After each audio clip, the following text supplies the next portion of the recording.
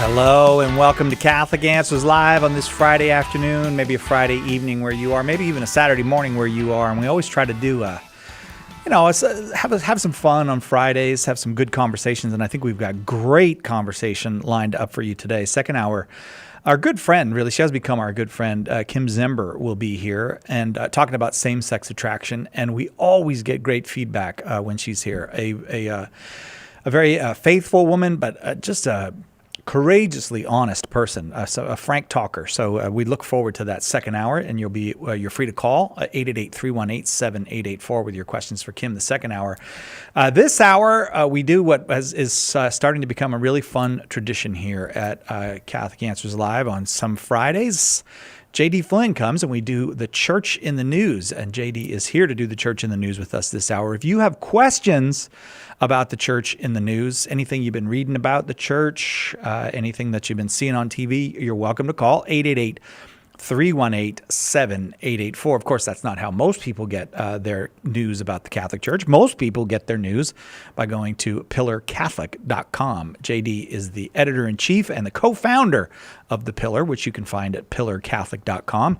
Before that, he was editor-in-chief of the Catholic News Agency. He was once the chancellor of the Archdiocese of Denver, a senior advisor to Bishop James Conley in the Diocese of Lincoln.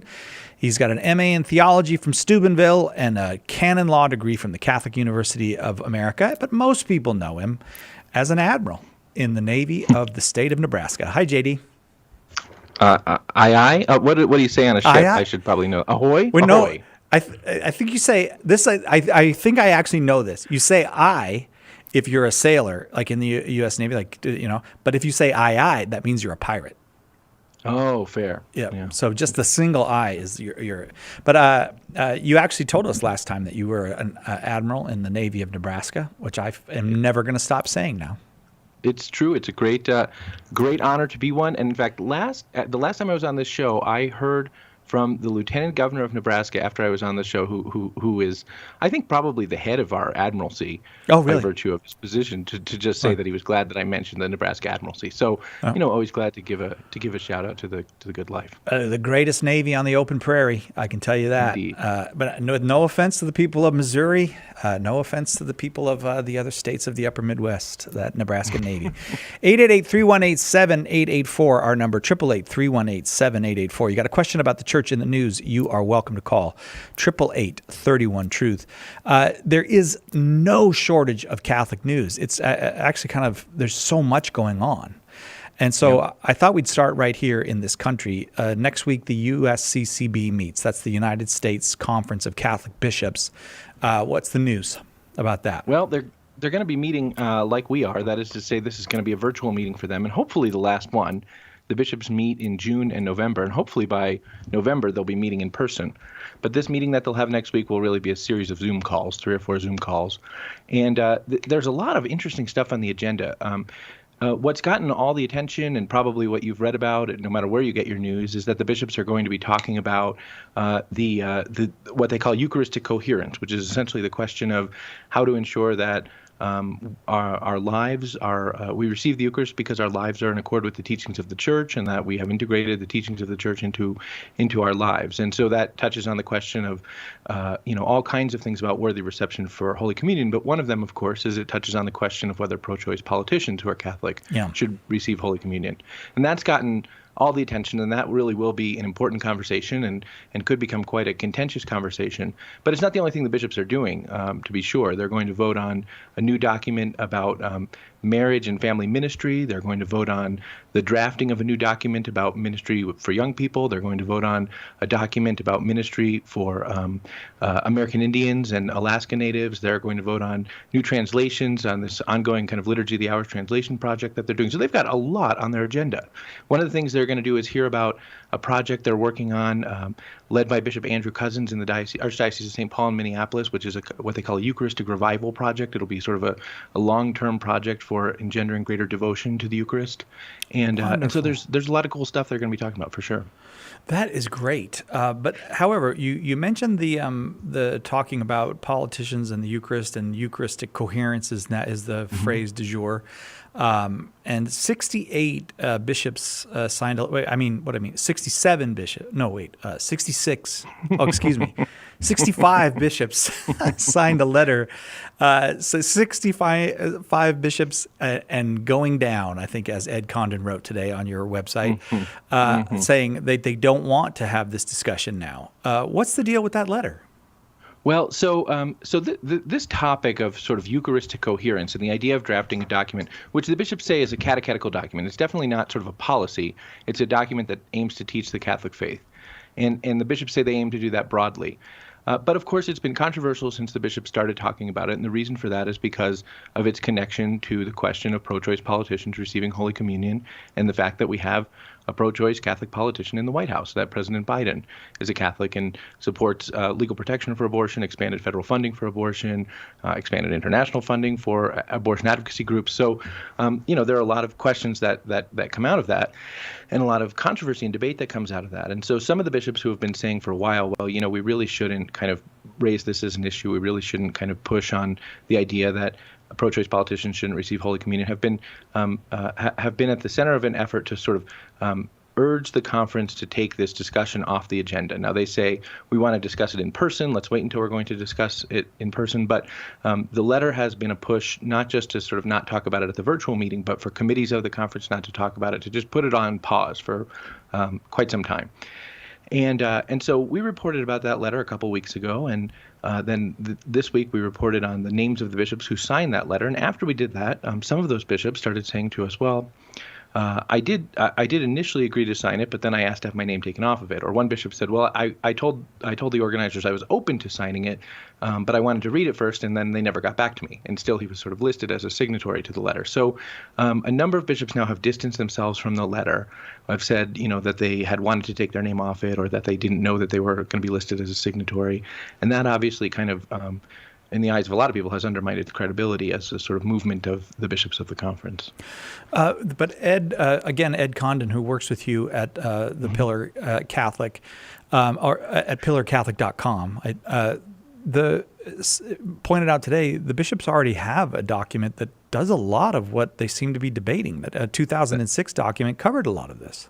That's right. In 2006, the bishops approved a document called "Happy Are Those Who Are Called to His Supper." It's a long document. I think it's like 22 or 23 pages that deals with the question essentially of how to prepare ourselves to receive the Eucharist worthily, how to live a life of integrity and faith, how to avail ourselves of the sacrament of penance, and how to receive the Eucharist worthily. And that document talks about the fact that people who in their personal life or in their professional life knowingly and obstinately rejects the doctrine of the church or repudiates the church's teaching on moral issues would diminish their communion with the church, and that such a person should not receive Holy Communion. So, as much as the bishops are debating this right now, the sort of standard teaching of the conference right now, the standing and standard teaching of the conference right now, is exactly kind of what's up for debate. What has shifted then? I mean, or is it just that I suppose it's obvious what has shifted in one sense is that we haven't had a Catholic president since John Kennedy, and this was not an issue in the time of John Kennedy. So now it's obviously got a kind of force that it's never had before. But is there anything else, or is that about it? Well, I do think, the bishops have kind of gone to great lengths to say that, that this is a catechetical document, and I think that's true, that it's a teaching document to address broadly the Eucharist, and I think that's true.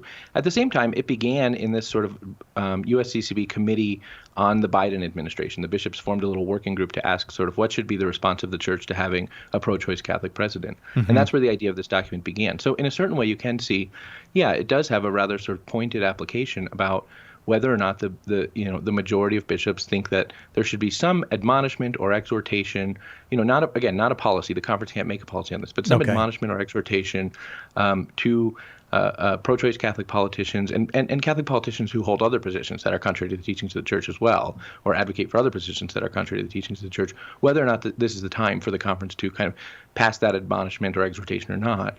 And clearly there are some who think that's an obstacle to engagement with the Biden administration, that kind of would make it harder for the church to work with the Biden administration on areas of common cause. And then there are others who say, no, this issue is so important, not just kind of from public policy, but for the sake of the souls of pro-choice Catholic politicians and other politicians who hold positions contrary to the teaching of the church. It's so important for their souls that we have to say something. And that, I think, is where the rub is. Okay. It'll be interesting to see what comes out of this year's conversations among the bishops. Our number, 888-318-7884. J.D. Flynn is our guest. And if you have a question about the church in the news, whether it's something about happenings at the Vatican, you want to know about the church around the world, or the church here in the United States, you're welcome to call 888-318-7884. 888-318-7884. Right back with more questions on the church in the news for J.D. Flynn right after this. Catch Catholic Answers live anytime at Catholic.com. Underwriting for Catholic Answers Live is provided by Real Estate for Life. Real Estate for Life connects home buyers and sellers to real estate agents while supporting pro-life organizations. On the web at realestateforlife.org. Are you a coffee drinker? If so, you can now enjoy a coffee roasted to perfection by the Carmelite monks of Wyoming. Delicious Mystic Monk coffee is roasted and prepared by monks in a hidden cloistered monastery and is available in over 25 varieties. All Mystic Monk coffees are works of perfection and labors of love. For more information on how to purchase Mystic Monk coffee, visit mysticmonkcoffee.com. That's mysticmonkcoffee.com. Check out EWTN's official YouTube channel. Just follow the link on our homepage at EWTN.com or go to YouTube.com/EWTN. Watch EWTN's live shows or today's homily from the Daily Mass. Click the upload button to see our most recent clips. You can also find all of EWTN YouTube content by clicking the playlist button. It's all on the official EWTN YouTube channel at YouTube.com/EWTN. Visit today.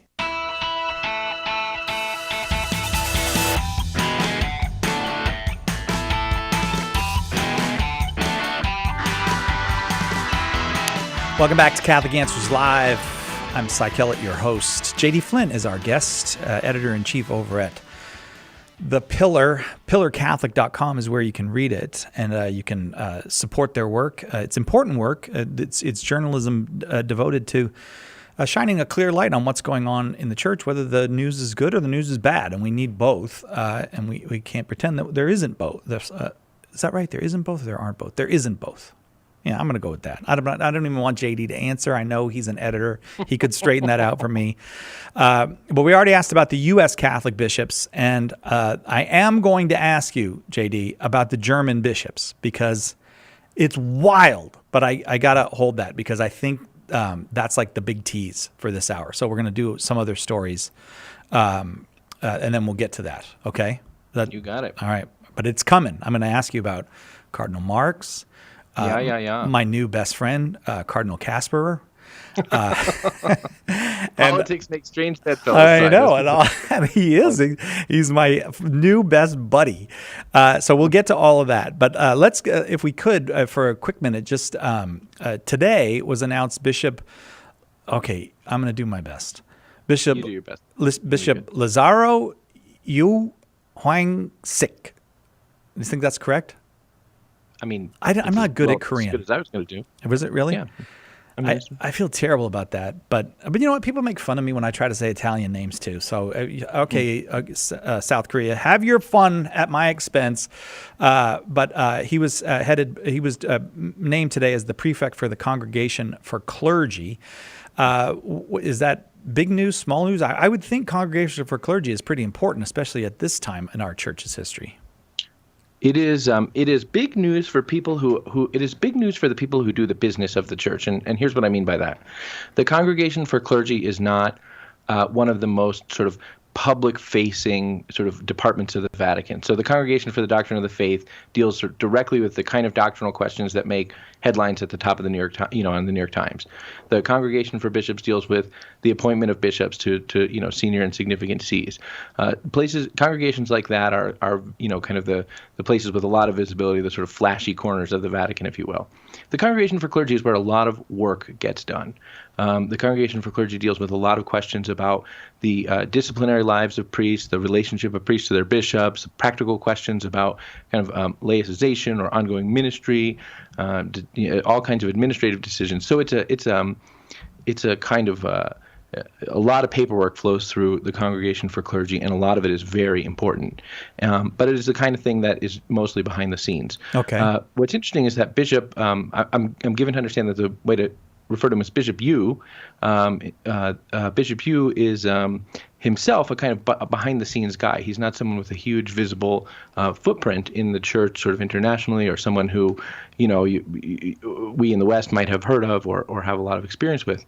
But he is someone who has done a lot of, good administrative work in the South Korean Bishops' Conference and engagement with even with the very, very, very small sort of cadre of North Korean Catholics, which is a very, very small number of Catholics in North Korea, and so someone who has kind of led a diocese that the Holy Father's paid some attention to as well. So he seems to be someone who has the sort of administrative chops to do this, and it's interesting to see someone get this Vatican position who's not from the West, because it's a good reminder for us that the Church is not Europe, North America, and South America. Amen. Or sometimes I think we think the Church is not just the U.S. That the Church is a global reality, and the growing and vibrant parts of the Church are often the parts of the Church that are sort of not in our immediate consciousness. And so I think it's good for us to see that. I think it's good for us. It's good for the Holy See to have more representation of from people who are from different parts of the Church and have a better understanding of the operation and life of the Church in other parts of the world. And so all of those things are very good. I'm given to understand that Bishop Yu is a good administrator, which again is critically important for this position, and so we shall see. All right. Okay. Just maybe next time, give me a quick heads up that I can say Bishop Yu, like before I go down the whole path of trying to pronounce the man's entire name. Thanks a lot, JD. Thanks for looking out for me. We got a bunch of calls already. Almost all the lines full. Just one line open. If you want to call with your question for JD, you're welcome to 888-318-7884. I got so many more stories I want to get to, but how about we go to a few callers? Sure. All right. Let's start with Yaina in Buffalo, New York, listening on WLOF. Yaina, go ahead with your question for J.D. Flynn. Good evening. I'm calling for some guidance on how to understand the Pope's recent unqualified pronouncement that the Eucharist is the bread of sinners, leaving the impression that we can now all receive communion in a state of mortal sin, since he makes no mention of confession or repentance or anything like that. What are we to, how are we to deal with this? Well, this is something that the Pope said, I want to say a few days ago, as he celebrated Mass. He was celebrating Mass, I think, at St. Peter's for the Feast of Corpus Christi, and so of course he was preaching about the Eucharist, and the Pope said something which is true, that the Eucharist is indeed the bread of sinners. That the Eucharist is meant, he said, to nourish those who are tired and hungry along the journey, and the Pope didn't I don't think explicitly mention confession insofar as I'm aware of the homily. And there's a way in which I would just say there's a way in which sometimes we can find a sort of boogeyman in absentia in the words of the Holy Father. There's a way in which we can sort of make what he didn't say a sort of very sort of glaring omission, or presume that it's an omission of intention, or presume that it's meant as an implication, when it may not be the case at all. I mean, I think that when I went to Mass on Corpus Christi, I don't think the priest mentioned confession either, insofar as I can recall, but he has the good fortune of being the pastor of a little neighborhood parish and not the pastor of the Universal Church, which means that nobody wrote down what he said. And I think sometimes for the Pope, when he's sort of preaching, especially because the Pope has the disposition to preach off the cuff, there's a danger in sort of thinking that what he didn't say was intended to signal something or imply something, that, especially something that would be contrary to the teachings of the Church. The Eucharist is indeed a bread and nourishment of sinners. That doesn't mean, of course, that we don't need to avail ourselves of sacramental penance to confess our sins and to be absolved and forgiven for them, especially when we're in a state of mortal sin. The Pope has emphasized that a lot. I think if you kind of were to take a look at the Pope's sort of corpus of text, you would see him talking about confession a pretty good amount. And one thing I think to recognize, too, is there's a cultural context for that, too. I don't want to sort of rob it of all its meaning, but there's a cultural context for that, too. And here's what I mean. Here in the U.S., we are inclined, it doesn't occur to us, that we would go to Mass and not receive the Eucharist if we're in a state of grace, or if we're living, in a life in accord with the teachings of the Church, that most people receive the Eucharist most of the time that they go to church. In fact, I suspect that many people receive the Eucharist who don't have the practice of regularly going to confession. But there are other parts of the world, and South America, where the Pope comes from, being one of them, where many, many people have a practice of hardly ever receiving the Eucharist, or maybe receiving the Eucharist only once a year. And, in recent decades, and not even beginning with the Second Vatican Council, even sort of preceding the Second Vatican Council, but certainly in the documents of the Second Vatican Council and following, the Church has really urged that Catholics receive the Eucharist more frequently, that we receive the Eucharist with regularity, and that we live a life that allows us to do that. But there are a lot of places in the world where people still feel sort of like, well, I'm not holy enough to receive the Eucharist. I'm not good enough to receive the Eucharist. I'm not worthy to receive the Eucharist, even when they are in a state of grace. And that's sad, because the Eucharist really is the nourishment. The Mass is the source and summit of our faith, and receiving Holy Communion is a spiritual nourishment to enable us to be more closely configured to Christ. And for people who have this sort of sense, a disordered sense of themselves, that God doesn't want them to receive the Eucharist, even if they're in a state of grace, that God, that they're not good enough to receive the Eucharist. I think the Pope might have been talking to people like that, and because that's such an infrequent sort of disposition here in the U.S., we may just not, it may sort of not register with us in quite the same way. Thank you very much, Yaina, for that call. Appreciate that. It does seem like there's a theme, and this is a theme that we Americans have to be quite aware of. The Church is big, and two things you've answered today have included this reminder that not everything that the Pope says or does is a reflection on our culture or where we are, or necessarily even for American consumption. Right, that's right, yeah. Mm-hmm.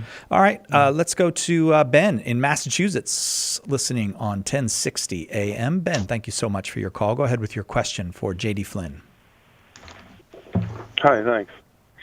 Simple question. A few minutes ago, we were discussing Eucharistic coherence, Joe Biden, and the abortion question.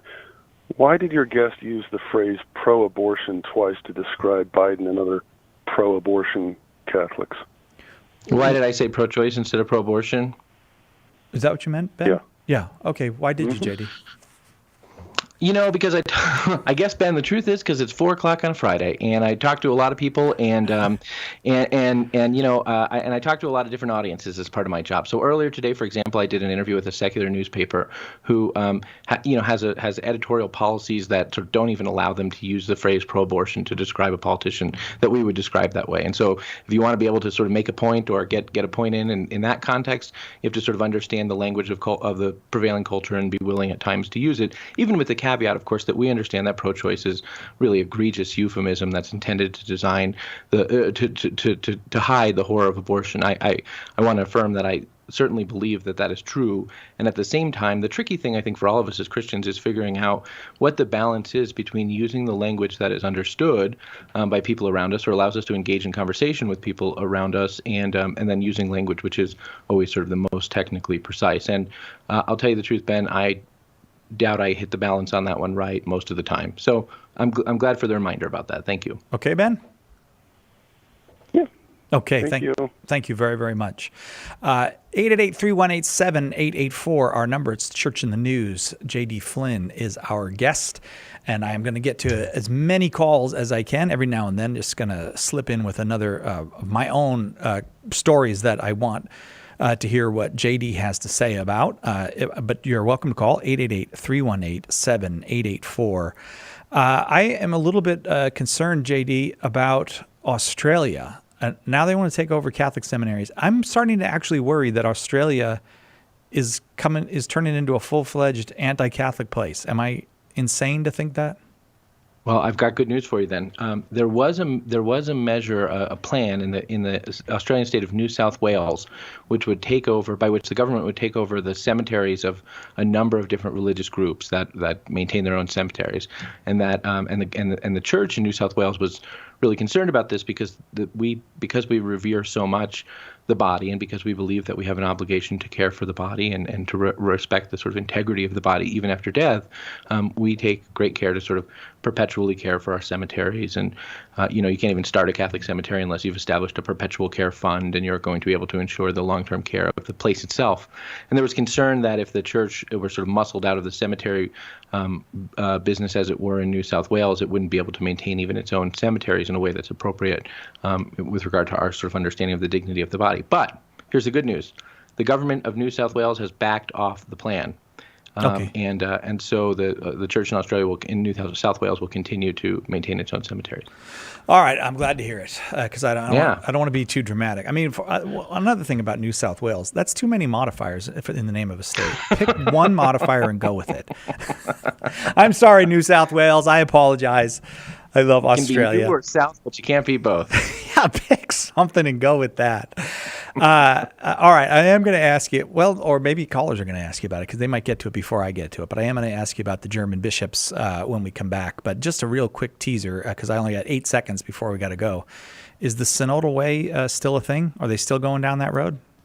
It's still a thing, and let's talk about it more when we get back. Okay. Well, what are you, the host? All right, right back with more Church of the News with J.D. Flynn. If you've got an item, something that you have heard about the Pope or about the church anywhere in the world that you'd like to ask about, you're welcome to call 888-318-7884. There are lines open. We'll get to callers that are on right after this on Catholic Answers Live.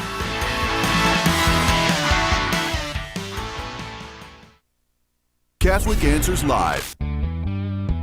Catholic Answers is doing it again. We're holding our 7th annual Apologetics Conference this September in beautiful San Diego, California, and we'd like to see you there. Join us September 23rd to 26th for a lively and inspiring conference with an all-star lineup of speakers guaranteed to jumpstart your faith.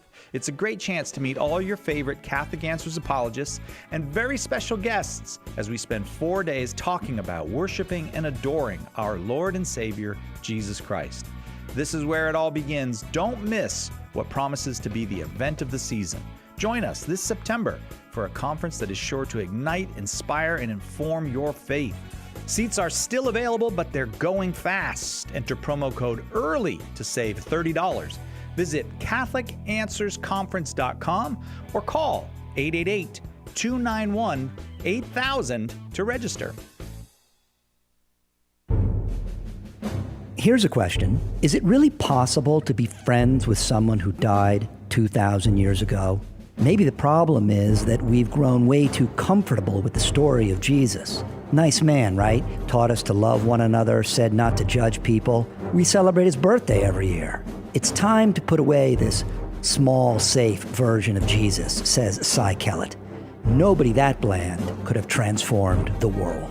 In A Teacher of Strange Things, Cy presents Jesus Christ undiluted by sentiment, with all his radical words and deeds uncensored. Do you know someone, your son or daughter perhaps, or maybe your mom or dad, who needs of Jesus Christ? Do you? Order your copy of A Teacher of Strange Things by visiting shop.catholic.com today or asking for it at a good Catholic bookstore near you.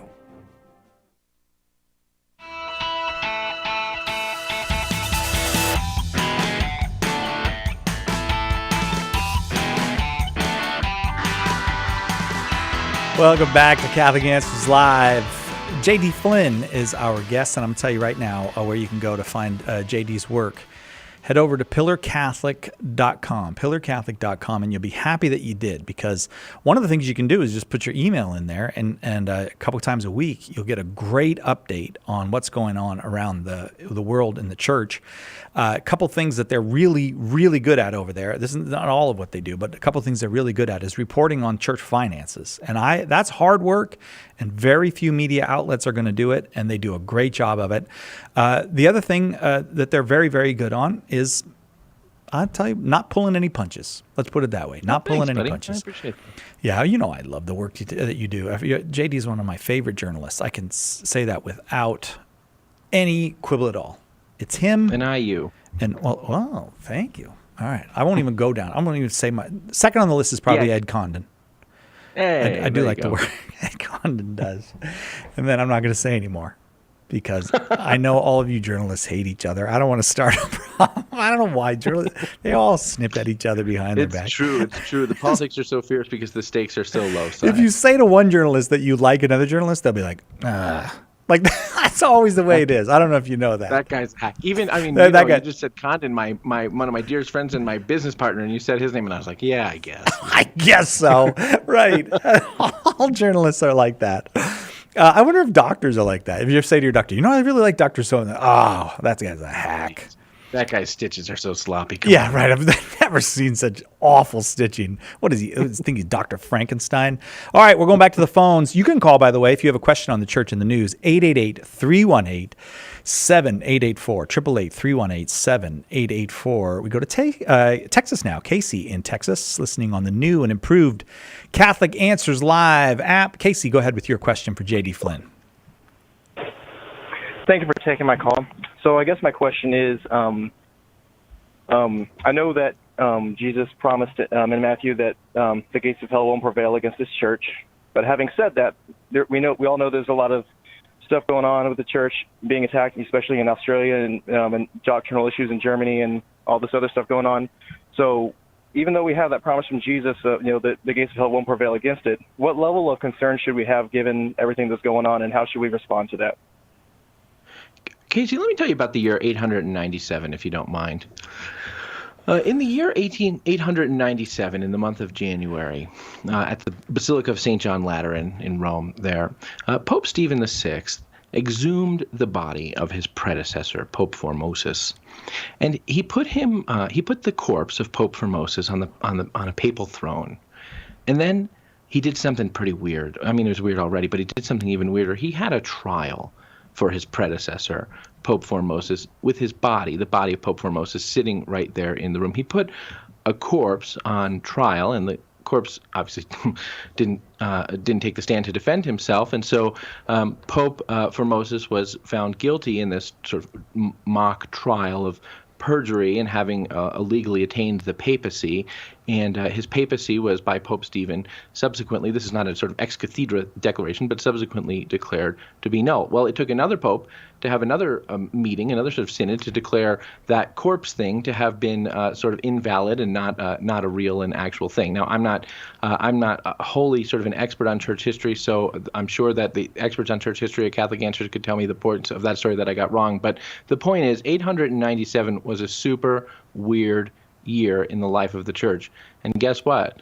Like 1,200 years later or whatever it is, we're still here going to Mass, receiving the sacraments, receiving the grace of God mediated through the church, receiving the unpacking of the deposit of faith in an infallible way through the magisterium of the church, and the extraordinary gift of the Holy Spirit's presence in the life of the church, and the extraordinary gift of the sacramental life of the church. It's a mystery to me, and the more I hang around the church, the more it is a mystery to me every single day that the church endures. And that, to me, is a testament to the presence of the Holy Spirit in the life of the church. Now, if that's a testament to the presence of the Holy Spirit in the life of the church, the other thing that we need to be aware of is who the father of anxiety and apprehension and worry really is, right? So in Matthew chapter 6, the Lord kind of tells us very clearly not to be anxious about tomorrow. Don't worry about tomorrow. Tomorrow will worry about itself. Sufficient for each day is its own trouble. And what the Lord is doing there is not just sort of giving us some good sort of chicken soup for the soul self-help advice. The Lord is sort of exhorting us not to fall prey to the evil one who wants us to be crippled by anxiety and to be so worried about the future that we can't live fully and freely in the moment of today. And so I don't think that we have to be anxious about the future of the church in a sort of will the church crumble sort of a way, because the Lord has promised us not to be, and the Lord has sort of directed us very clearly not to be anxious. I do think we have to be realistic about the challenges that the church faces. I do think we have to recognize that in every generation, in every century, there are men and women in the church who of great holiness and men and women of the church who are great sinners, and that there is often a tension, and that there are real human practical decisions that have consequences for the proclamation of the gospel. And we should do all that we can, to be on the side of the light and to put light in the corners that are dark. And we should do all that we can to have the church be all the things that the Lord wants it to be. But we can do that with great confidence. I think about Pope St. John the 23rd, who led the church through a difficult period and had a lot of difficulty doing it and worked long hours, late hours. And at the end of each day, he had a simple prayer. It's your church, Lord, I'm going to bed. And he slept soundly after that. And I think we can, if we trust that the church is the Lord's, we can sleep soundly too, doing all that we can to sort of help the church to live in integrity and holiness, and at the same time trusting in the providence of God and the promises of God's revelation. Casey, do you find that helpful? Absolutely. Thank you very much. Okay. Oh, cool. If you said no, I would have been like, oh, man, that's all I got. Thanks, Casey. We'll get to talk with you again. Appreciate the call. Our number is 888-3187-884, 888-31-TRUTH. You can call with any question you want about the church in the news right now. JD, as I said before, I think you guys just do unbelievable work on reporting on church finances. I don't even know how that kind of work is done. I mean, but you do it. And the Pope is trying clearly to reform Vatican finances. Any news in that department? Is it all cleaned up now? Is it good? Can we write checks again, or how bad a mess is it? Well, first of all, can we write checks again is a good question, because I'm of the mind, actually, and there are different schools of thought on this, but I'm of the mind that supporting the church with our own money is a spiritual discipline that's not just for the church's sake, but it's for our sake. That handing over our money into the church and sort of trusting that God will use that money, or that we give that money because we are faithful sons and daughters of the church, is worth doing in its own sense. So I'm reporting on Vatican finances by day, writing checks at night, and I don't know always if everyone agrees about that, but that's the way I do it, and I think it's just a good spiritual discipline to sort of say, this money I just give to the church because I'm a son of the church. But how are things going with Vatican finances? Well, we got a big report out this week from the Council of Europe, sort of anti-money laundering organization, Moneyval, which goes around and sort of inspects the federal banks of different countries in Europe, and the Vatican City State, of course, is a country in Europe. And the Moneyval report had some good news, that some sort of practices have been better implemented, best practices have been better implemented for sort of record keeping and commercial lending and things like that, that can potentially prevent some forms of money laundering. But it made a very sort of dire warning. It said that there is a significant risk, important risk presented by corrupt or malfeasant or negligent figures inside the administration of the Holy See's financial affairs. And so the biggest sort of threat to addressing money laundering and other serious financial issues in the Holy See are the people who work in the Holy See themselves. And that's sobering. I mean, that's a serious sort of thing.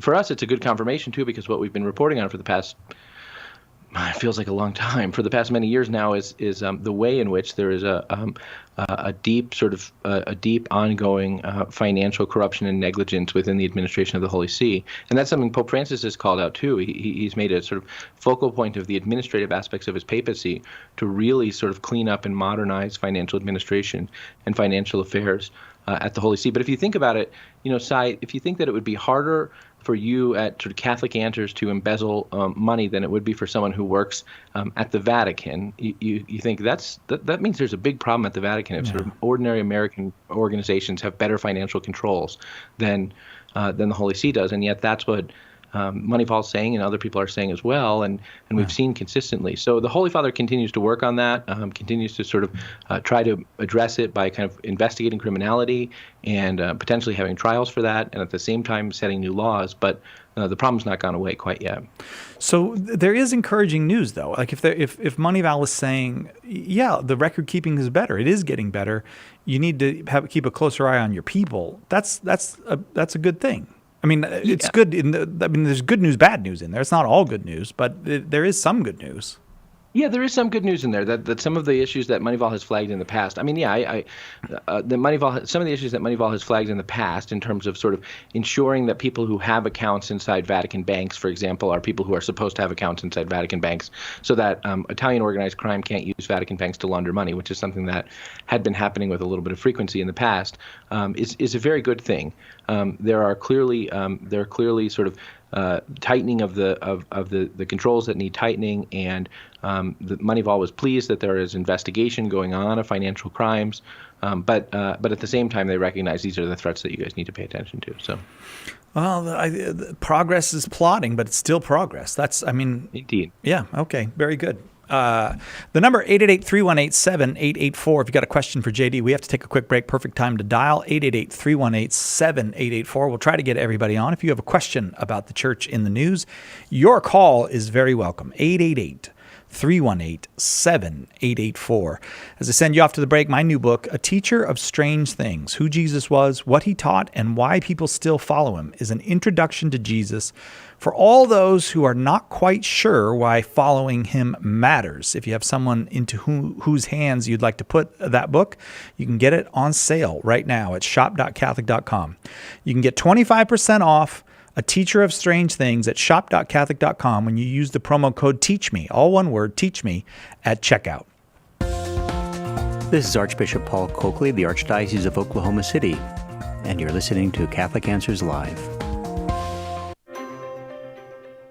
Do you love praying for people? Have you ever wanted to use your gift of prayer to share Jesus with others and build up the body of Christ? Start a public prayer station with St. Paul Street Evangelization. Listen to people's needs, pray with them, or invite them to meet you at church. St. Paul Street Evangelization can help you get started. Find out how at streetevangelization.com. That's streetevangelization.com.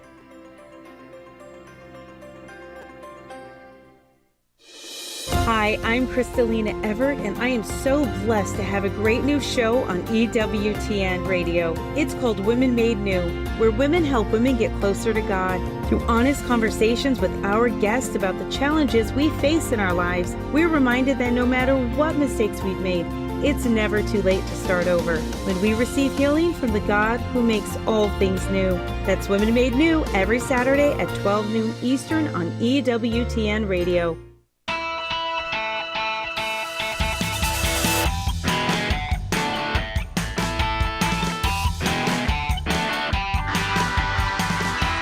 Welcome back to Catholic Answers Live. All right, I teased it and I made it wait long enough. Our guest is JD Flynn. You can find JD's work and lots of fine journalism at pillarcatholic.com, and I highly recommend you do that. I read it whenever it gets there in my inbox. Darren reads it. Often we're exclaiming at the same time about the same things. One of which, Darren beat me by a few minutes on the Walter Kasperer story today. He goes, he just looks at me. He goes, like Walter Casper. I go, I'm just starting to read it right now. Let me finish reading it. And okay, let me try to set this question up, and then you can tell me if my setup is wrong. But my understanding of the career of German Cardinal Walter Casper has been that he has been on the left side, or the more liberalizing side, I suppose. I don't know which of those terms is better, of church leadership. Sometimes in contention with Joseph Ratzinger, later Pope Benedict XVI. Many people make him a kind of villain of some of this stuff. I don't know if that. I mean, we like to make each other villains. I don't know if that's true, but like they'll say, well, he's kind of the progenitor of the worst parts. This is what you hear: the worst parts of Amoris Laetitia and stuff like that, or not Letitia. Letitia. Letizia. Is that how you say it? That's how I say it. All right. So it's not Amoris Laetitia. Okay. So that's my setup to my question, which is, okay, here's this cardinal who has this long reputation and long seems to be somewhat in conflict with Joseph Ratzinger, our beloved Pope Benedict XVI, now Pope Emeritus. And today, or in recent days, he has come out saying that this German synodal way is dangerous. That's his word, dangerous, and that it doesn't make any sense to him. He's very critical of the German bishops who think that they are in a position to teach the rest of the world, and they are in a position to reform things like ordination of women and priestly celibacy and all that. And all of a sudden, I love Cardinal Walter Casper in a way that I never have before. Did I tell that story correctly, or did I exaggerate some parts? No, I think you did. I mean, Cardinal Casper is interesting because Cardinal Casper is a churchman. He is, I think you would say, in lots of ways. I mean, you could point to a lot of things. He is, I think you would say, in lots of ways, someone who has been sort of on, the sort of progressive side of various sort of theological issues. And the interesting thing about his debate with Cardinal Ratzinger, so Cardinal Casper had, over the course of, I want to say 10 years, a serious, intense, scholarly theological debate about the nature of the church itself, whether the particular church is prescinded from the universal church, or the particular church is sort of constitutive of the universal church. And it's an interesting and important and serious, and I'm sure I didn't even summarize it quite right, but serious scholarly debate. Cardinal Casper took the position that didn't win the day, and the position that I think we would now sort of identify perhaps as a more progressive position, and has in many other contexts similarly taken the sort of more progressive position, sometimes seeming to be beyond the bounds of orthodoxy. The other side of the coin, there are other times when he has certainly defended orthodoxy, defended Ordinatio Sacerdotales, which is the church's clarity on its inability to ordain women as priests, and he has been, even while advocating for sort of changes or rearticulations of doctrine in ways that we would find that I certainly would disagree with, and I think sometimes seem to be beyond the bounds of orthodoxy, has also been doing so sort of in the context of the church. I mean, if he was the president of an important Vatican commission for quite some time, I want to say 10 years or so. So he has been kind of operating within the church, even while at times making advocacy for things that are beyond the sort of theological pale, or at the very least pushing sort of the limits of the theological pale. Now, with that said, I don't think you would sort of want to say Cardinal Casper is sort of beyond the church entirely, even if you would disagree with aspects of the things that he's saying. And many of the times he's things that are fair. But here, he has been a very, very fierce critic of this German synodal way, because he said this seems to be operating beyond the bounds of ecclesiality. This does not seem to be sort of sons of daughters of the church coming together to discern best how to present the gospel, but a sort of willful intention to speak in ways that defy the obvious and clear and settled teaching of the Catholic Church. And he said he's very worried about that, very concerned about that it needs to be resolved. I mean, he says he hasn't seen the final text, and that's true, none of us have. But at the same time, for Cardinal Casper to be critical does sort of point to the difference between what you might sort of call sort of like the classical progressive, antagonist of Benedict XVI or John Paul II, right, and where the synodal way is now. Okay, all right, and all of this comes in the context of the you'll have to correct me if I'm wrong, but the head of the German Bishops' Conference, Cardinal Marx, resigning or offering his resignation, and then that's right. And then the Pope refusing his resignation. Can you explain the politics behind all of that? Oh, boy, it's a tricky one, but let's see if we can go into it. So Cardinal Reinhard Marx is the Archbishop of the Archdiocese of Munich and Freising in Germany, which is really kind of the center of Bavaria, the most Catholic part of Germany. And Cardinal Marx has been the president of the German Bishops' Conference, a position which he resigned from last year, and is really, to be sure, Germany's most prominent churchman, absent, I suppose, Pope Emeritus Benedict XVI. But in terms of sort of active churchman, he's certainly the most prominent. And right now, the clerical sexual abuse crisis in Germany has reached sort of a fever pitch. I mean, things have gotten very, very intense in the way that they had here in 2018 or 2002. And at the same time, Cardinal Marx has said kind of consistently that he views this synodal way, which proposes to just jettison a lot of Catholic doctrine, as a sort of resolution to the sexual abuse crisis. He says we have systemic problems, and if we don't change things like the ordination of women or reimagining the church's sexual ethics, which is to say permitting homosexual relations, then if we don't at least talk about sort of going beyond the church's doctrine on those things, then we won't solve the sexual abuse crisis. He correlates the two in a way that it's not quite clear to people who would say, well, it's not clear why you have to jettison Catholic doctrine to address the sexual abuse crisis, but that's what Cardinal Marx does. Right. And so he said a few weeks ago that because of the sexual abuse crisis, and because he believes the synodal way is the way forward, and because he believes that people need to take personal responsibility, he was going to offer his resignation to the Pope. Now, there are a lot of politics there. There are a lot of questions about what exactly might have motivated him to do so. Was he trying to sort of encourage other German bishops to do so? Would resigning as Archbishop of Munich and Freising have actually given him sort of more room to operate on the global scale on things that he thinks are important?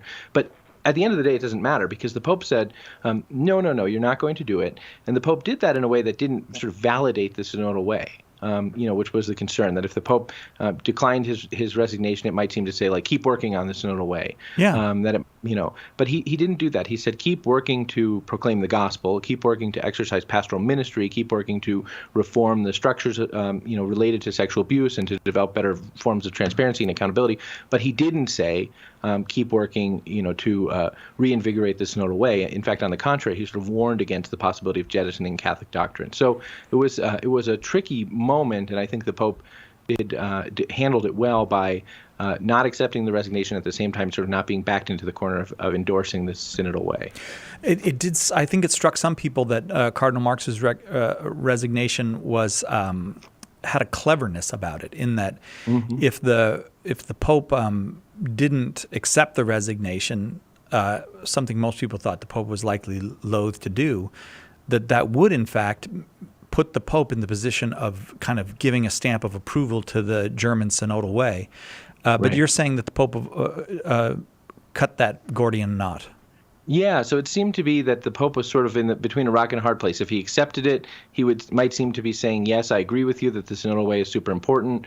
As Mark said, if he didn't accept it, he might seem to be saying, keep working on the synodal way. The Pope did, I think, a good job of saying, no, I don't accept your resignation. Keep doing the things that are important as Archbishop of Munich and Freising.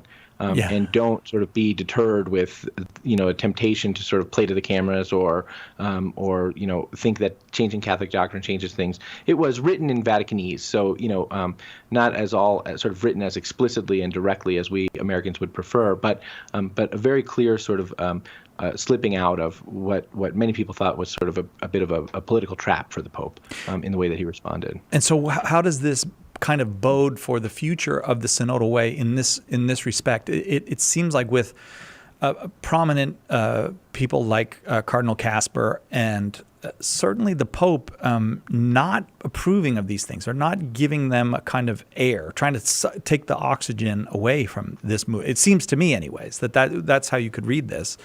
Is the oxygen being drained out of it, do you think? Do you think that when a document comes out, it will be less harmful than many people fear? Well, no, I don't. Okay. I think what's happening is that the sort of institutional oxygen is being dragged out, but that's just sort of, I think, the synodal way now is kind of drifting further from the institution, and you're seeing priests. So, for example, you saw last month priests in, I want to say, 100 parishes in Germany having these liturgical blessings of same-sex couples, which is something the CDF has said very clearly is absolutely impermissible. Right. And so, I think you're seeing more and more church leaders saying that the synod is not representative of the church and these kinds of things, but it seems like the wheels are churning, and it is a very, very, very big machine to sort of stop or turn around at this point. And is it the kind of thing that can spread to other places, maybe in Europe and then beyond Europe, or no?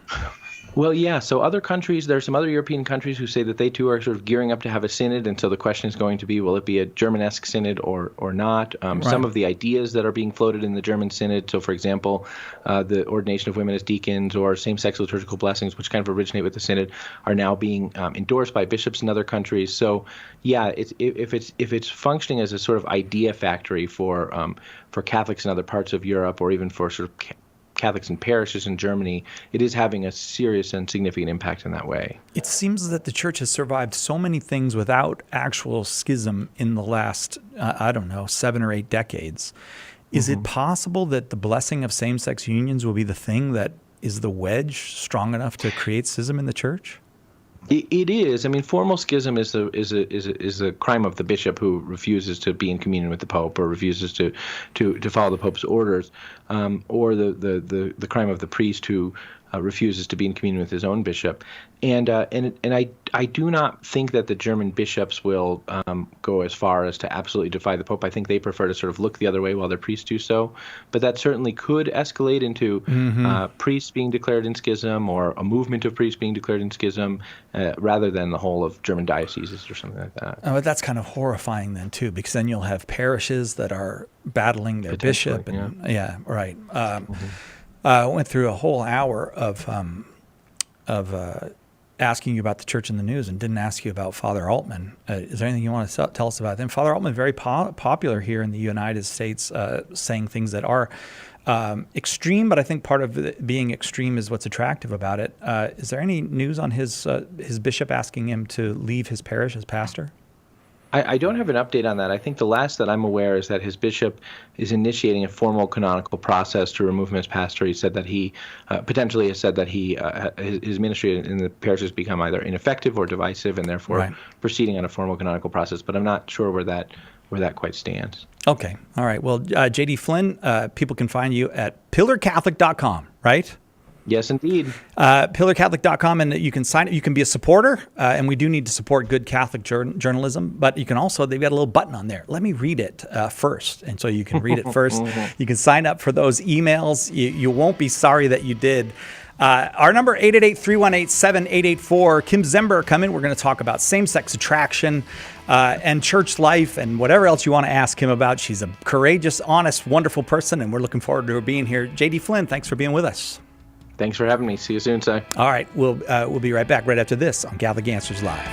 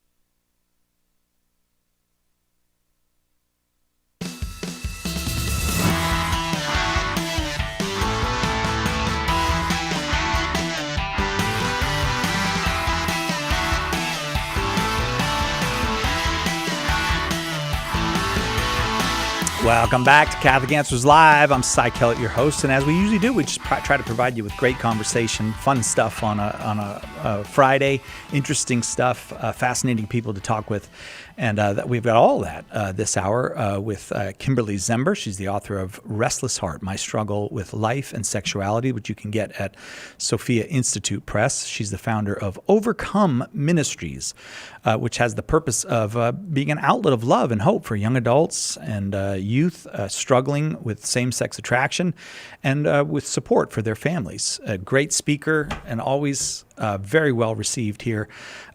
Kim, welcome. Thank you. It's good to be back. And when I say that always well received, I have to say I'm not just blowing smoke with that because there's always, when you're here, we get emails of people who will say how much they valued the time that you were here. I think a lot of that has to do with the fact that you are a really straight shooter and speak, nothing's, well, I mean, this is the negative way of saying it, but nothing comes across as phony about you, but you come across as courageous and honest. It takes courage to be honest. And I think that that's very helpful. Yeah. It didn't always get the same response when I was younger, but I think it's been helpful. Were you too now. honest? I still sometimes get in trouble for that. But I think it is. It's people don't want to see a script. They want to hear transparency and authenticity, and it's difficult to talk about, but when I see what the Lord's done for me, like what I'm doing is pennies. And that's the thing too, is that there's a sense of joy and liberation in you. Do you feel? Well, yeah, and I think there should be, right? What does the Lord say? The joy of the Lord is our strength. And so we're not walking around miserable. I mean, freedom doesn't look like misery. There's pain, there's suffering, but there's a joy in freedom in Christ. If you'd like to talk with Kim, you're welcome to call 888-318-7884, 888-318-7884. What do you think of our new studio? I actually love it. Do you? Yeah, I have these plants in my house. So because the entire video department is there waiting to hear whether you like it or not. Couldn't have done better, y'all. So you've been traveling. Mm-hmm. Would you tell us a little bit about what you were doing? Yeah, I actually just got back from D.C., I think 2 days or 3 days ago. We did a Freedom March. Freedom March is a group of all different Christians from all over the world, mostly in the States, but we do have some that come internationally. And we just basically set up a platform for people to share what Jesus has done in their life. So it's people who have lived in some way, shape, or form within the LGBT community. So we have a lot of people that struggled with their identity, right? And they lived transgender lives and encountered the Lord and are radically transformed and being transformed. As we've always said, it's Jesus is not a magician. Oh, sure. Right, yeah. So we felt as a board, I'm part of the board, and we felt that it was really important that people, we share about everything. We have marches for everything. And I'm like, what about, we all got together. It's like, what about freedom in Christ from the bondage we were living in? And we're not out to hate on anybody. We have people who are in the lifestyle that come, they're like, I'm not going to lie, like I don't love and I don't have the same experience you have, but I do respect that you are doing and saying it and sharing it in love and truth. Well, I'm glad we're not. to hear This that. isn't a hate speech kind of thing. Right. But there's something about the mood of our society right now that to say, you know what, my experience isn't what, pride says. Oh, you get shot down really quick with that. Yeah. Or my experience, there's kind of almost an approved view of certain things, and one of them is the kind of pride, I guess, is the way to say it. And so you go against when you go out there and say, I've been liberated, and all of us here together, Christ has liberated us. You're going against the approved view. Well, yeah, but I think real freedom. See, I can walk in freedom whether you agree with me or not. Right. Yeah. So I think when we have to have someone agree with us, I think we're actually wrestling with something deeper, right? And so for me, even though I go out there and I share about this freedom, if 900 people don't agree with me, that's okay. I know what I've experienced is real, right? And then as a Catholic, so I'm the only Catholic in the group, but as a Catholic now, I can go back to the Church's teachings and say, not only have what I've experienced is it real and continuing to be real, it's also in line with the Church's teachings. And so it really is kind of a full circle thing here. But I'm not driven only by the church's teachings. This is a real experience that I've encountered and continue to with the Lord. Our number 888-318-7884. We're talking same-sex attraction and a Catholic response to that, a Catholic life of freedom and liberation with our guest, Kimberly Zember. You're welcome to call 888-318-7884. And you should know you're always welcome to call whether you agree with what is being said or not. Something strikes you the wrong way and you'd like some clarification or like to have some discussion about it, you are welcome here, 888-318-7884. The leading edge of all of this, of course, is the transgender movement. And you said you have people who were with you on this march to talk about that. It does seem to me that this, too, is one where there's the approved view and then actually, even on this one, there's the approved view, and then there's almost common sense. It seems to me that to hold the approved view, you have to reject a lot of things that are kind of common sense.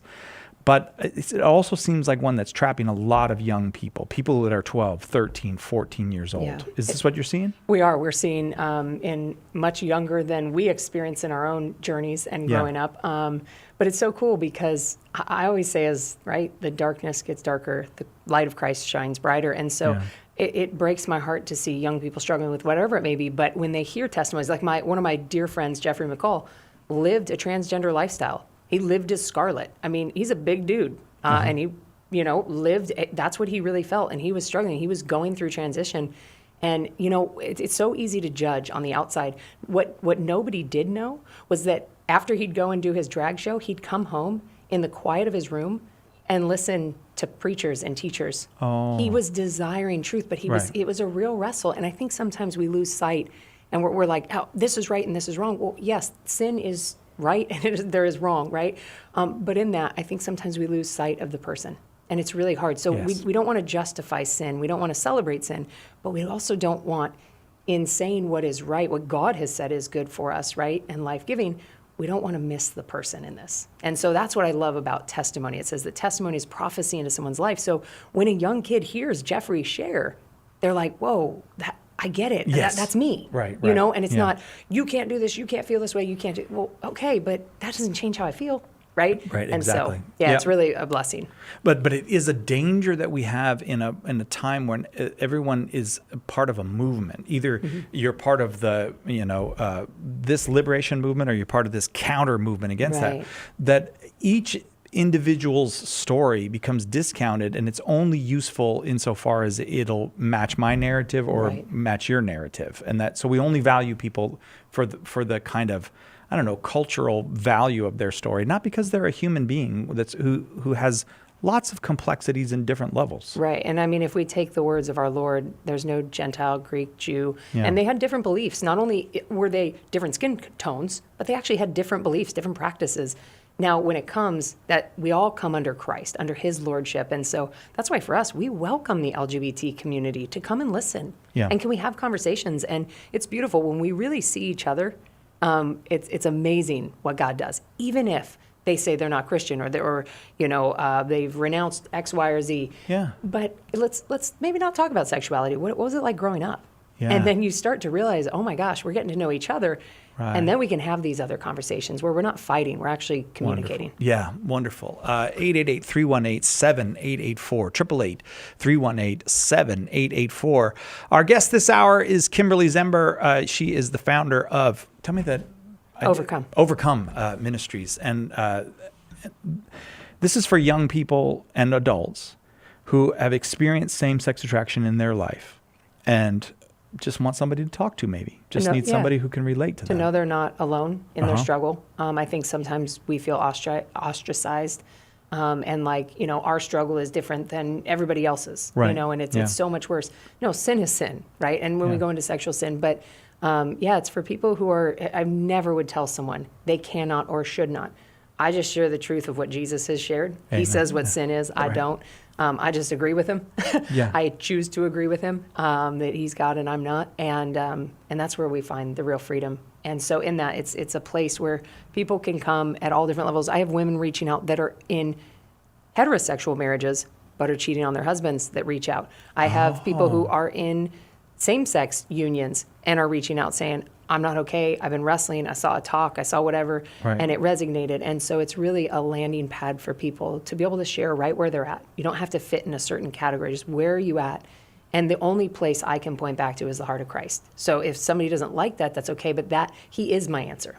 And so if I give any other answer than Him in relationship with Him, I'm doing a disservice to that person.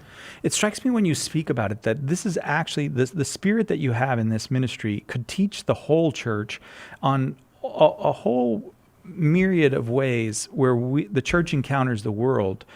Instead of encountering the world at the level of listening and sharing and doing the human things that bring us together, we only encounter the world as, with our sense of disappointment that it's not meeting our standards, or we only encounter the world in the sense of scolding it. But really, this is a beautiful ministry in that it's a ministry of listening and sharing and being vulnerable together. Yeah. And I think this is a lesson for us in everything we do.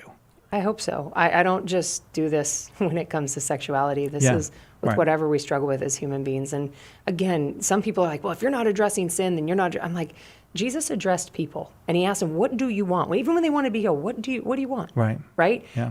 Sin is always addressed when you're walking with Christ. It's what happens. But I think sometimes we think because we're not sinning, we're winning. And I'm sorry, but that's not always true. Wonderfully put. Yeah, right. That's the goal of Christian life is not just to get you not to sin. Right. And a lot of us, we do that. We say, well, I made it through another day without murdering anyone. Right. All right. And amen to that. That's beautiful. But I don't think God our Father, He says Abba, right? Daddy. Yeah. I don't think He wants us in heaven, all of His children in heaven, because we were terrified of hell. No, indeed not. Indeed not. 888-318-7884, the number. Call with your questions, 888-318-7884. We'll take a quick break and then we'll come back for calls. There are lines open if you'd like to get in, 888-318-7884. Right now, we have a free ebook for you. The ebook right now up at shop.catholic.com is The Real Story of the Crusades and the Inquisition. If you'd like to know the Catholic position on the Crusades and the Inquisition and some of those things. This is one of the ways that Catholics are challenged all the time. I believe in Jesus and I love Jesus. What about the Crusades? What about the Inquisition? Well, maybe have an answer for that. Get your free ebook at shop.catholic.com. Miss a show? Make sure to catch up by downloading the podcast, available online at Catholic.com.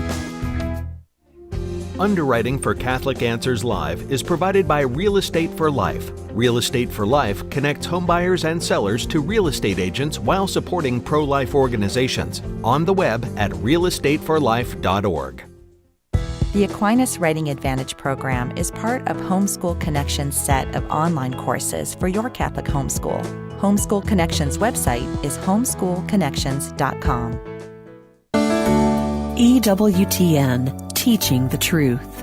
Thank you so very much, first of all, for this ministry. You have no idea what a blessing you and EWTN have been in my life and for my life, and I just thank you for that. Well, first off, I'd like to say God bless you for your ministry, and my wife prayed daily for EWTN. It's a game changer in our world. EWTN. Live truth. Live Catholic.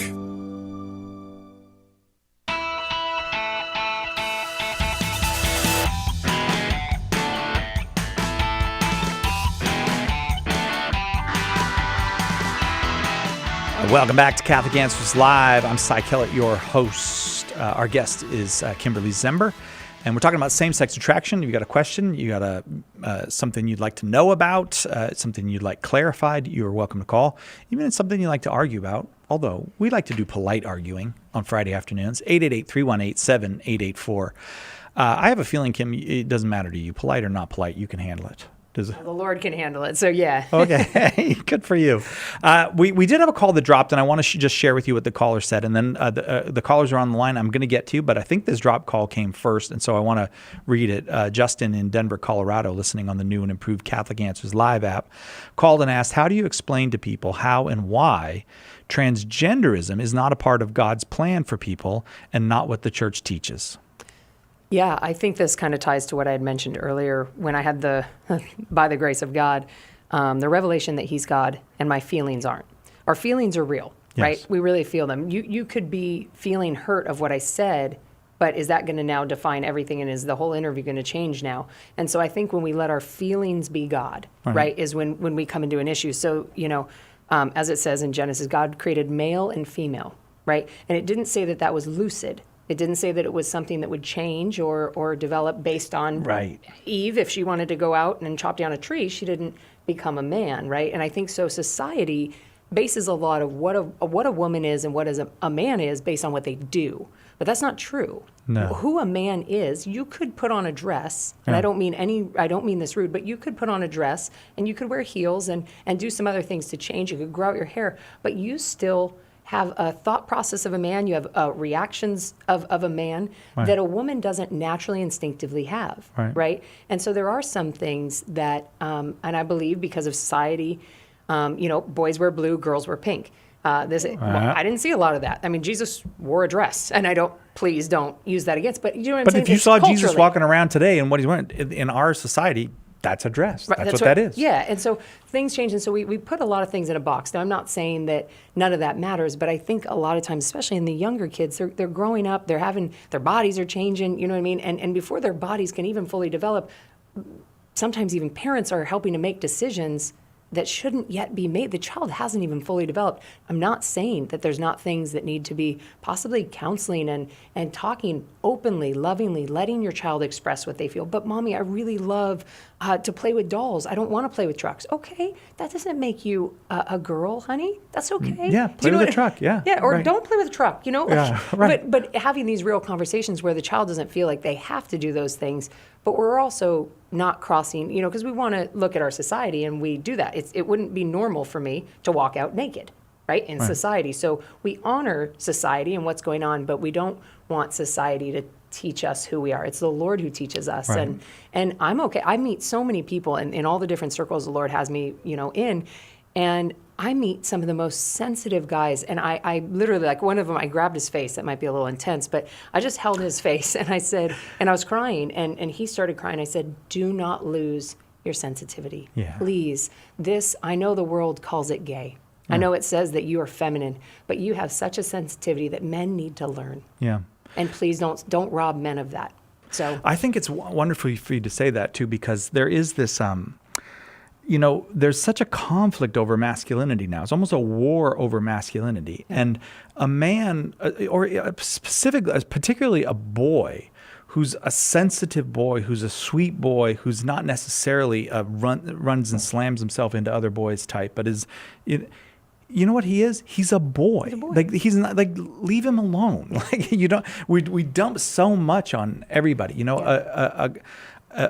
A peaceful man is just as much a man as a rambunctious man. A quiet one is just as much, but I do think the society has terribly upset the notion of manhood to the point where people are just trying to grab onto something and say, well, that's what a man is. Yeah, and they've done the same with femininity, right? Well, sure, and sexuality. And so in that, I had a person reach out to me, and they said, I know you're still a lesbian. I see how you walk, and I see how you carry yourself. And I said, I am so glad God does not define women as the way I walk, because I have two older brothers. Like, God help me, Yeah. And so in that, but it's so good that I can respond like that, because I know that what makes me a woman is not the way I walk. Now, I may not walk the most feminine, and that's okay. But I also came to find out later, through more communication with that woman, that she was communicating with the devil and worshiping him.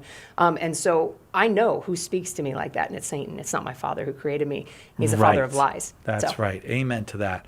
Right. So this is something that the church can do as an institution, though. We can love individual people individually. Yeah. And so you don't have to prove your manhood or your womanhood to me.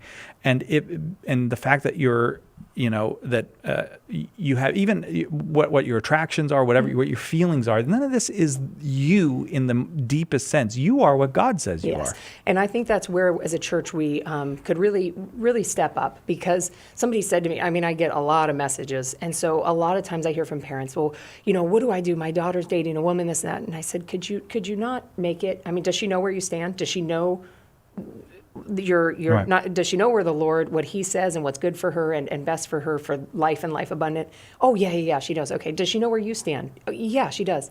Okay, have you ever just taken her to coffee and talked about how wonderful she is outside of her sexuality? But I need to address it. No, you have a daughter sitting in front of you. This is your child. If she was going to die tomorrow, would you spend the last hours talking about sexuality? No. Can we build up each other? Can you shine the gold that's in her? Right. And when we are drawn to the light, darkness flees. And so often we make it the topic. We make it well, that's all she wants to talk about. Well, it might be all you talk about.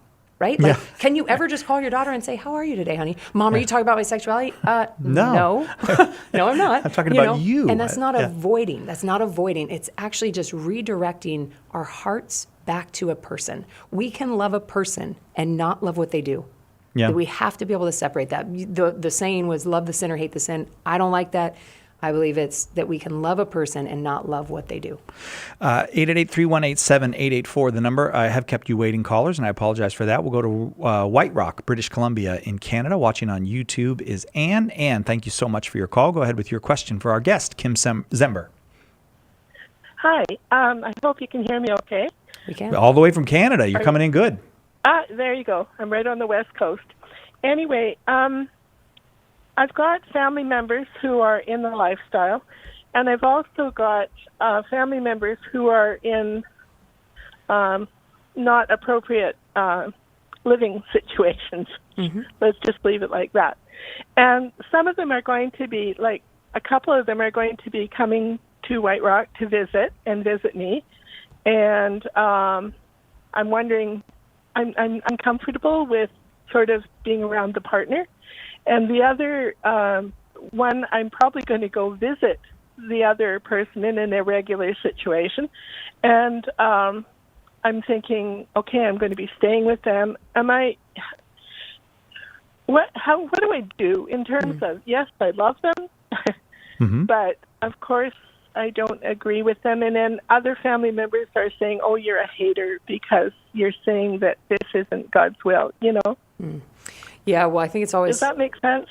Totally. I think it's always important to remember who defines sin, and it's not me, and it's not the Catholic Church, and it's not you, it's Jesus, who came and left his word, which was, is, and always will be. And so we go back to what the Lord says, right? And that's because he has nothing but goodness. That's because he gave his life for us to live in a fullness that he paid for with his blood. And so I think, kind of getting that straight is usually pretty important to share with people so that they know it's not just your opinion or that you're saying what sin is or is not. You're either in agreement with the Lord or you're not.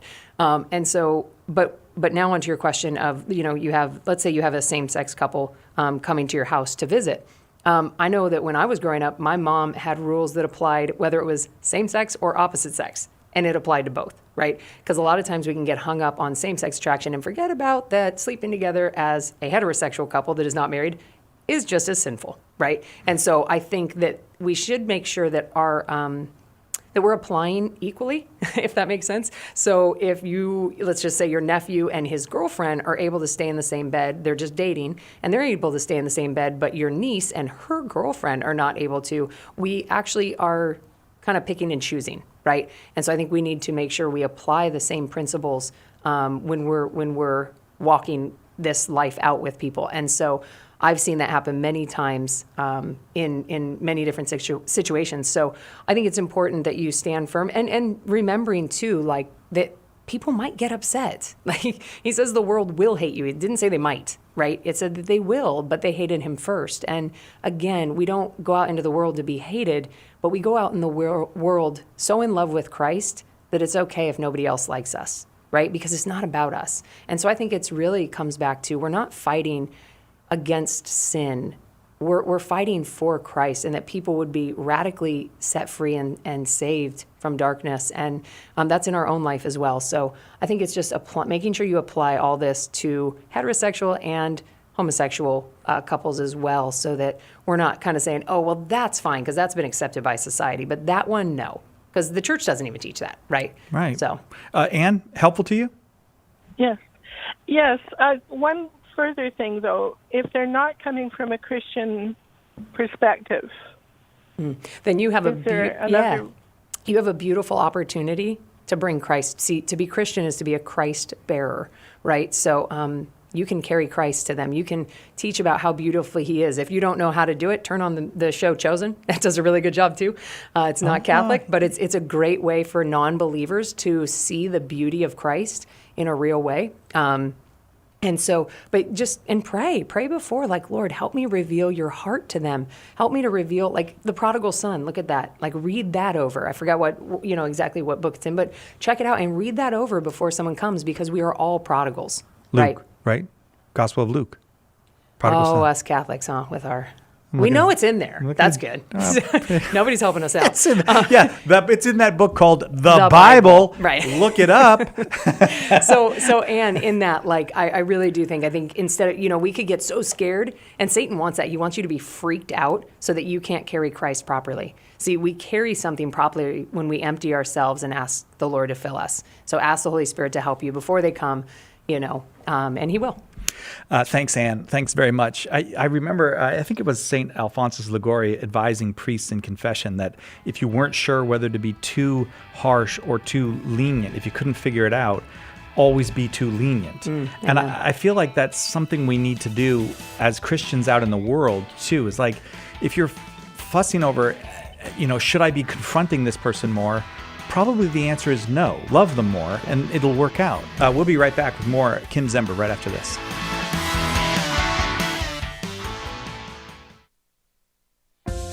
Most of us Catholic parents agree our number one goal in life is to pass on the faith to our children. But here's the bad news. Today's world has a million ways to steal your kid's soul. Don't be afraid, says Father Sebastian Walsh. God loves your children even more than you do, and He desires their salvation more than anything. In his groundbreaking new book, Always a Catholic, Father Walsh shows you how to cooperate with God to bring about the fulfillment of His will for your kids. Always a Catholic reminds us that keeping our kids in the faith is about the way we live our Catholicism in our own lives and as a family from day to day. Order your copy of Always a Catholic by visiting shop.catholic.com today or ask for it at a good Catholic bookstore near you. Did you know you can access Catholic Answers Live right from your phone or other mobile device? Download the Catholic Answers Live app today. It's free, and you'll have instant access to our daily broadcast, the schedule of upcoming shows, and you'll even be able to search the archive and listen to thousands of past shows. The Catholic Answers Live app, available now on iOS and Android. Have you enrolled in the Catholic Answers School of Apologetics? Let me ask you a more important question. Do you believe as a Catholic that you have an obligation to share the Catholic faith? In fact, the Church has answered this question, and the answer is that all confirmed Catholics are obliged to share the faith. It's actually in canon law. Catholic Answers is here to help you fulfill that obligation. Our School of Apologetics courses will equip you to help all the people you come in contact with understand what the Church teaches and why. A great place to start is with all the Catholics in your life. Learn the art of apologetics from the best of the best and start sharing the gospel today. Visit schoolofapologetics.com. That's schoolofapologetics.com.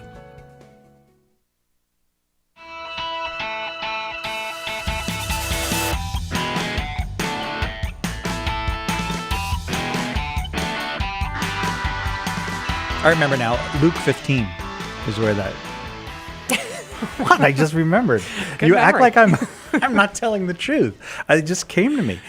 You're very nice not to say anything. I thought she was going to go, they told you that at the break, but you didn't say anything. 888-318-7884. So I was saying before the break that I like that St. Francis Liguori thing about that if you're stuck as a priest about what should I be harsh or lenient, that if you don't know, then tend towards the lenient, because you'll at least you won't hurt the relationship, you won't drive the person away, and maybe next time you'll have it'll be clearer. But you were saying some stuff that was really filled that out in a much better way than I was able to while we were off the air.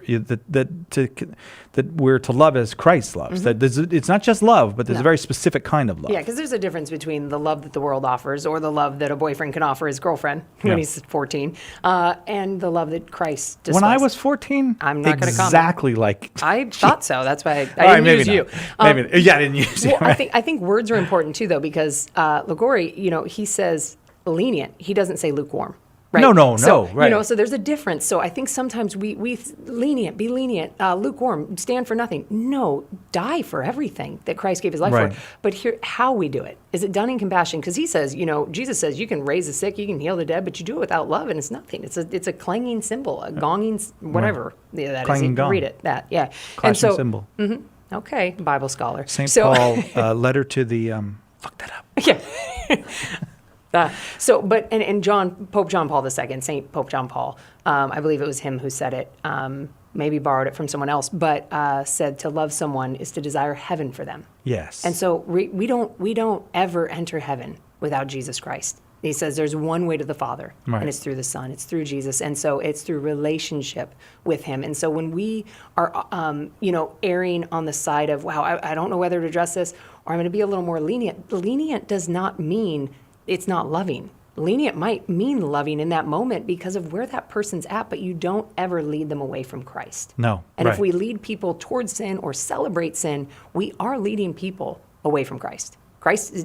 He came to save us from sin, not to hang out and high-five us. People have said all the time, but he ate with sinners. I was like, yeah, and he never high-fived them in their sin. He wasn't like, hey, good job, tax collector for skimming off the top. Right, no. Come hang out with me. No, he's like, he came to draw us out of sin. He took sin upon himself.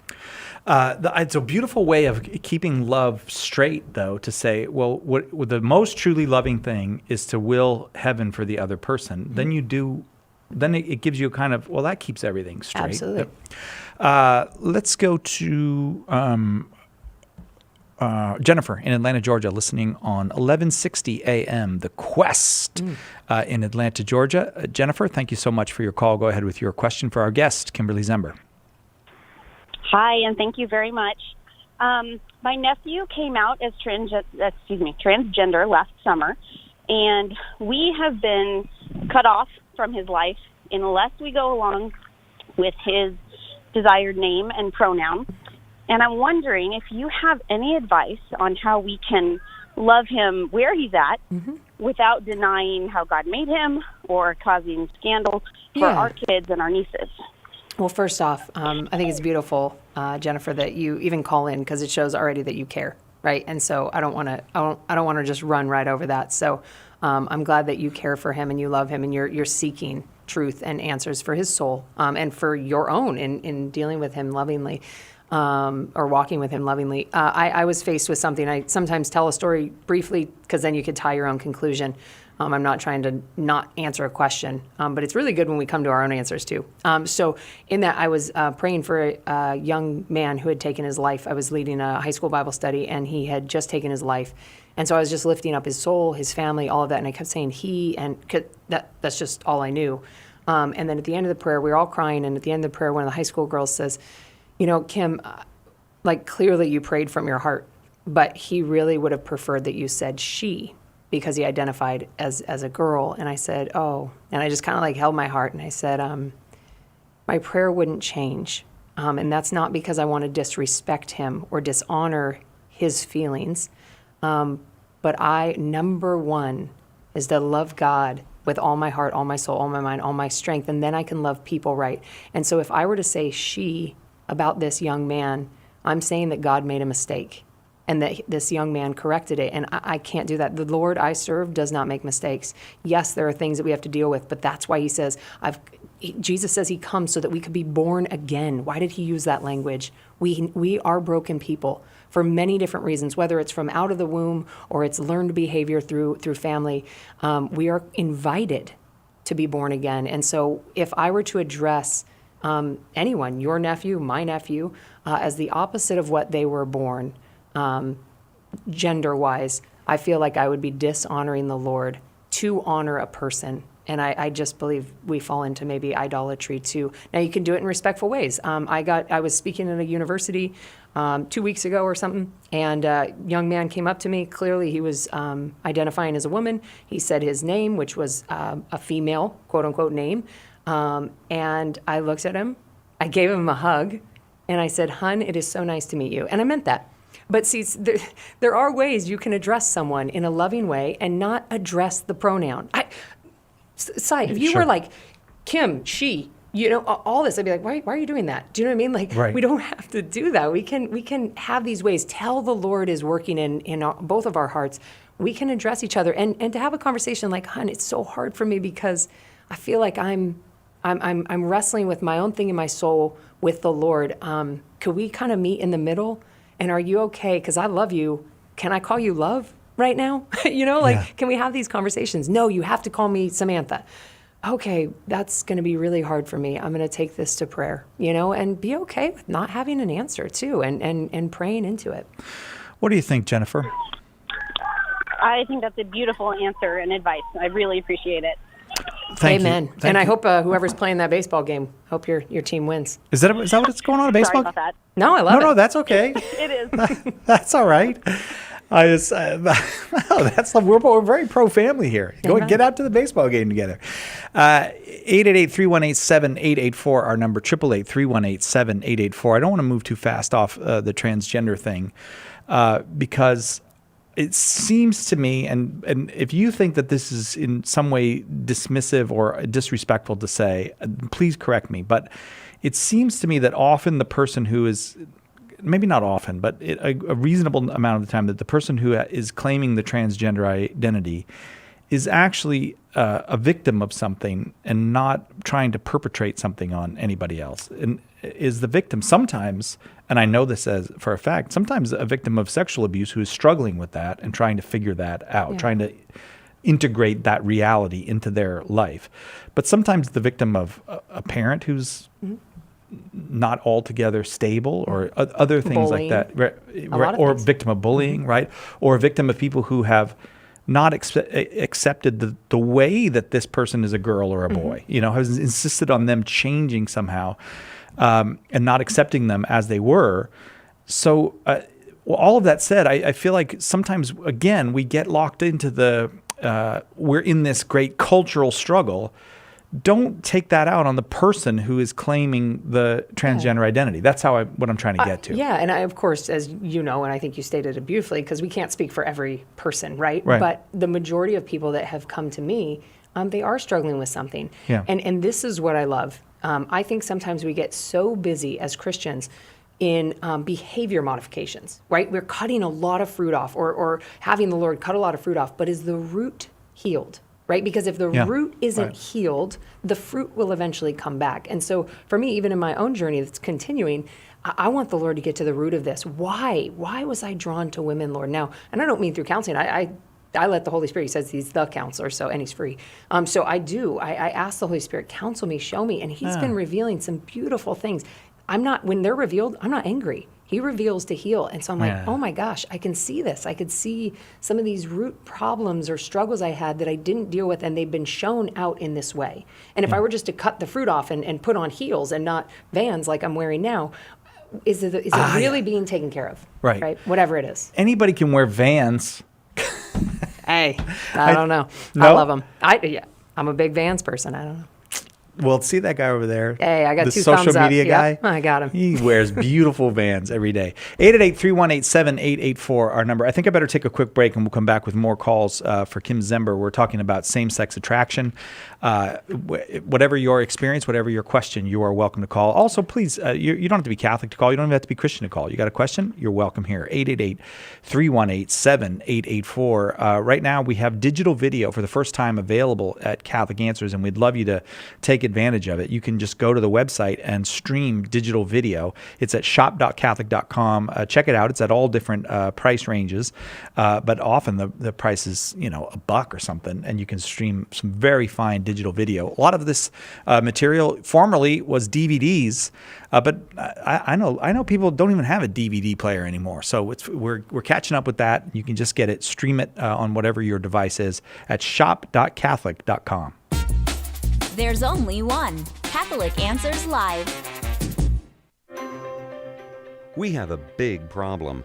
Our culture is dying, and souls are in danger of being lost. The answer is conversion to Jesus Christ in His church. St. Paul Street Evangelization is a Catholic organization, and we have hundreds of teams spreading the good news throughout the country. But we need your help. The harvest is great, but the laborers are few. Find out more and get involved today at streetevangelization.com. That's streetevangelization.com.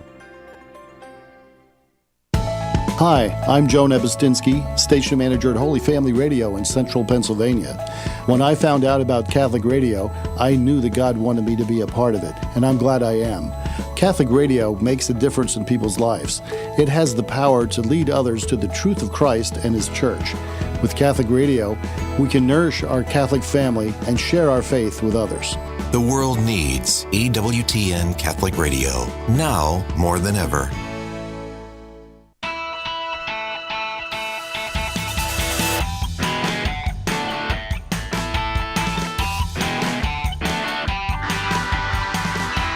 Welcome back to Catholic Answers Live. I'm Cy Kellett, your host.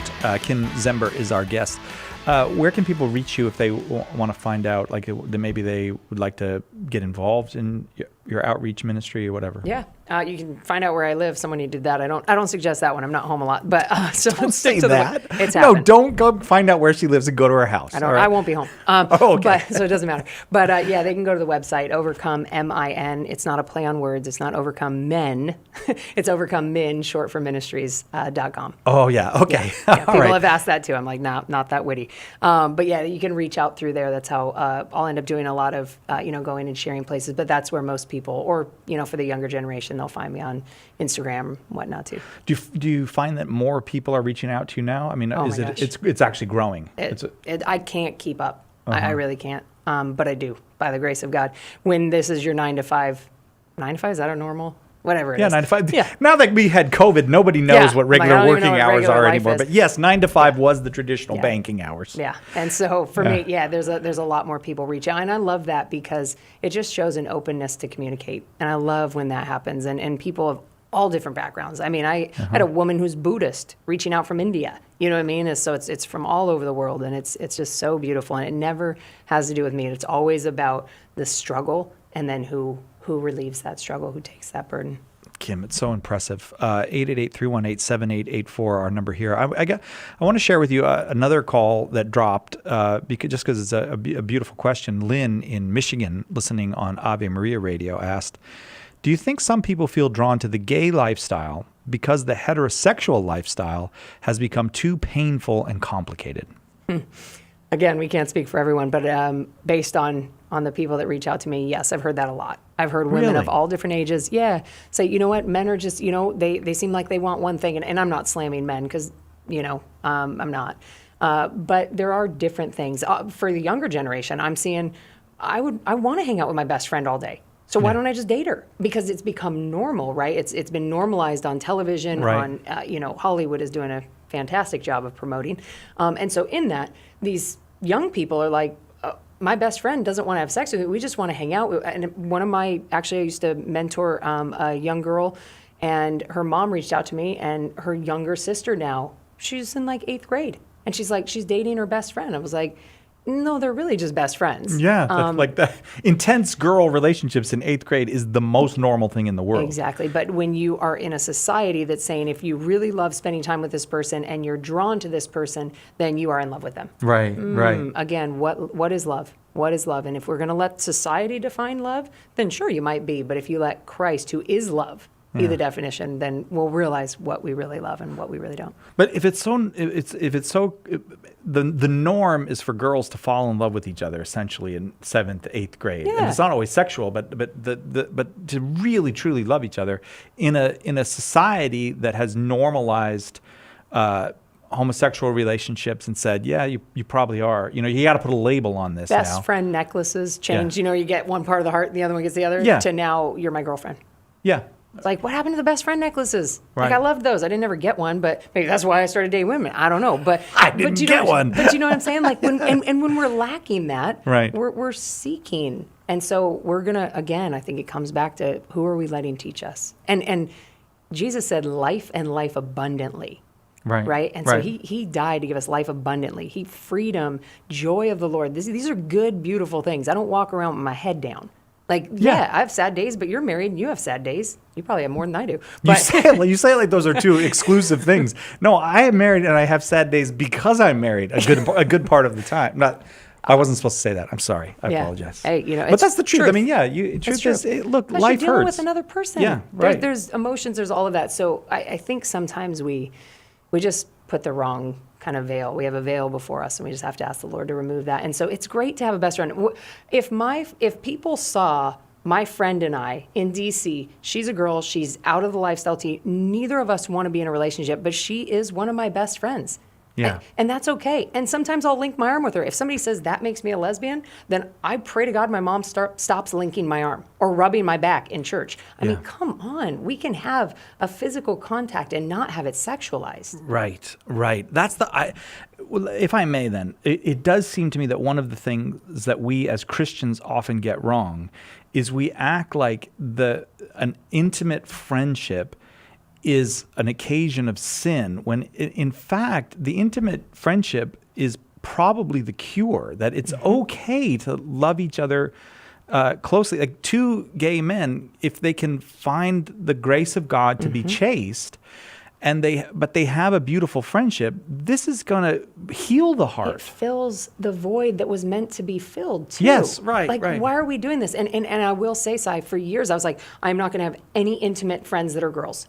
And I'm telling you, I was starving. And then guess what? You find a friend and that might really get destroyed because you've been withholding yourself from that instead of saying, Lord, can you sanctify this? Yeah. Anything that is not of you. If there is an unhealthy desire, but to desire to be with someone and spend time with them and talk on the phone with them and see their face, what's wrong with that? No, right. So, and I think we're denying ourselves that. And so now when we feel it, I'm in love with her, right? Yeah. It's like, no, you are meant to have sisterhood. You think the nuns don't care for each other and love each other? They live in community. Right. I'm not saying they all have same-sex attraction, but they're fulfilling these relationships in healthy, holy ways. And we're called to do that with our guy friends and our husbands too. Right. So this is a sanctification for all relationships in my life. I want to be holy and sanctified. And for all of us, the Lord gives a kind of... for all of us, he's made clear that sexual intercourse has a very limited sphere, and that this is the great lie of our society, is that, well, everything should be some kind of sexual intercourse. And so married people, I realize it's not the same thing, and I'm not trying to make light of anything, but married people have to go through periods of having no sex with one another. You don't just take a vacation from your marriage when that's the case. The most of life is spent not in some kind of right. Mm-hmm. And so and now I forget where I was going with this, but I guess the point is that doesn't mean that there's not a need for intimacy. And I think especially for people who have same-sex attraction, we just can't have this white knuckling attitude. No. Like you just go into a room by yourself and white knuckle it out. Like that's not like Jesus that's is not life. Happy when you're miserable. Yeah, that's not life. Life abundantly, that sounds miserable. Doesn't mean you won't suffer. I had one of the most intimate conversations on my way here. It was nothing sexual, but the person had opened their heart to me. The person had opened their heart. They were vulnerable, right? That is intimacy.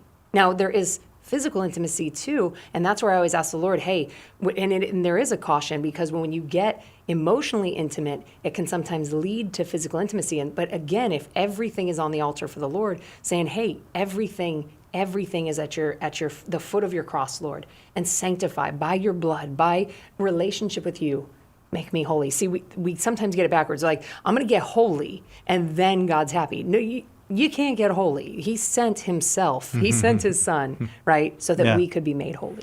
Right. That's the way to make yourself miserable. I'll be there with you, Lord, as soon as I finish making myself holy. Oh, that's a miserable life. Tried that. Leonardo somewhere in Washington State, you are next. Wait, let me just make sure I got the right number. Sorry, Leonardo, hang on. Yep, line 2.